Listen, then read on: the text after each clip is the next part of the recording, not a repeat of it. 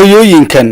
oo la baray 16 xidhmood fidinta caafimaadka isla markaana ku sugan qabalayaasha Laasole iyo Qarsooni ee degmada Shilaabo ee gobolka Qoraxay ayaa loo qabtay xaflada qalin jabina waxayna hooyooyinkani ay barteen kor u qaadida fayadhowrka caafimaadka iyo qorshaha qoyska iyo sidii looga hortagi lahaa caabuqa COVID-19 iyo cashiro la xidhiidha fayadhowrka caafimaadka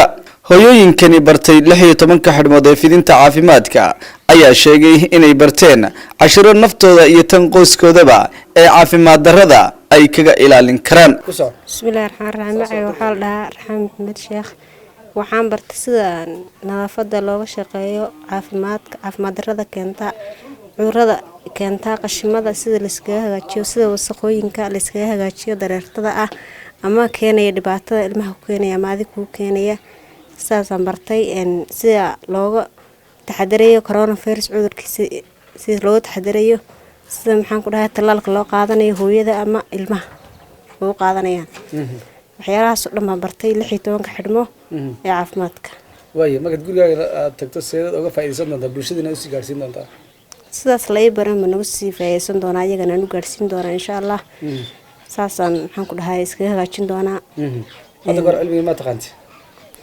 hadda kor waan ka yiraaqan laakiin si hadda ma si fiican u bartay nimco Cabdiraxmaan Umaraan ay maxaad bartay lab caafimaadkan baranay waxaan faa'iidnay qashinka sida la isaga hagaajiyo nadaafadda wax walbaan baran waayo cilmigan aad barateen hadda 16 xidhmood caafimaadka hadda ka hor ma taqaanti may haddaan baran maana noqon hadda ka hor hadda wax kasta waan baran caafimaadka qashinka nadaafadda farxalka kala fogaanshaha waan baran ageestiisa madaxa xafiiska caafimaadka ee degmada Shilaabo mudane Xasan Cabdirasaaq Deyre ayaa sheegay inay tababaradan ay qayb ka yihiin nidaamka lagu doonayo in kor loogu qaado fayadhowrka caafimaadka bulshada maadaama hooyooyinku yihiin saldhigga qoysaska oo ayagu ay yihiin meesha qoyska ka soo onkamahayay in ay noqdaan kuwo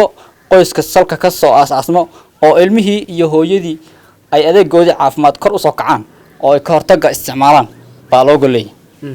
marka si aan u helno bulsho caafimaad qabta baa qoysaska iyo hooyooyinka loo tabaraya hadda waxaa qalin jabinaya 60 hooyo oo ka qalin jabinaya qabalaha Qarsooni 60 kalena waxay ka qalin jabinayaan qabalaha Laasole 120 hooyo ayaa qalin jabinaya marka muddo ayaa waxbarashada soo socotay muddadaas inta muddo 3 bilood bay ahayd marka insha Allah waxaan rajaynayaa kuwa kale ee hadda dhimanayna inay qalin jabin doonaan bisha soo socota hadda lama waxay barteen wacyigelinta qorshaha qoyska barteen waxay barteen sidoo kale ka hortagga xanuunka coronavirus sidoo kale waxay barteen wacyigelinta la xiriirta talaalka adeega sidoo kale waxay barteen farxalka waxay barteen qorshaha qoyska dhammaan iyo nolosha qoyska asaasiga baa la baray hooyooyinka tababarkani la siinayo hooyooyinka ee 16 xidhmood ee fidinta caafimaadka ayaa waxa uu sidoo kale uu ka socdaa 15 qabale oo hoos yimaada degmada Shilaabo ee gobolka Qoraxay waxaana looga gol leeyahay tababarkani sidii kor loogu qaadi lahaa caafimaadka bulshada Lumaan Cabdi Axmed SRTV degmada Shilaabo